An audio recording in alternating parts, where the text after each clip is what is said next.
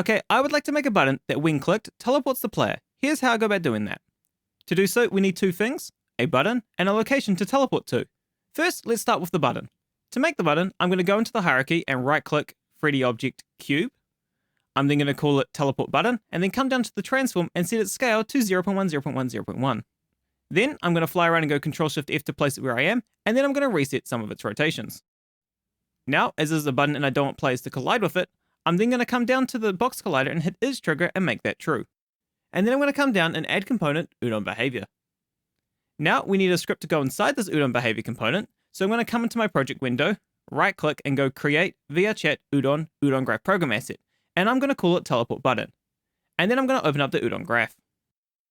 Now that we're in the Udon graph, I'm going to come over to my variables tab and hit the little plus button, and we're going to create a transform.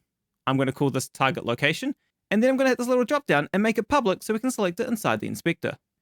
I'm then going to come into my graph and right click create node, the shortcut for this is spacebar, and then I'm going to go player API, teleport to. Now this node requires three inputs, a player to teleport, and the position and rotation we want them to have represented as a vector 3 and quaternion respectively. Now the player we want to teleport is the local player, so I'm going to go create node networking get local player and plug this into the instance slot. Now we want the location we want the player to teleport to, so I'm going to grab my transform and drag it into the graph, and then I'm going to put that transform into a get position node. And now we have a vector 3 to plug into the teleport position slot. Now we also want to create a transform get rotation node and plug the resulting quaternion into the teleport rotation slot. Awesome, so now whenever we call this node, it will grab the local player and teleport it to the position of our public transform. And it will also rotate the player to be the same as well. Now we just need to say when we want this node to be called. I'm going to create an event interact node and plug that into the arrow slot of the teleport to node. So now whenever we click this button, it will play this node. Awesome. Now coming back into our scene view, we now need to create an object that will be our teleport location. I'm going to come into the hierarchy and right click create empty. I'm going to call this teleport location.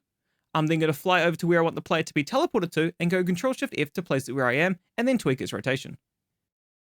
Now selecting our button, I want to drag and drop our new script into the Udon behavior component. I'm going to change this interact text to be teleport, and then I'm going to come up to our hierarchy and drag and drop our empty game object and plug that into the target location variable.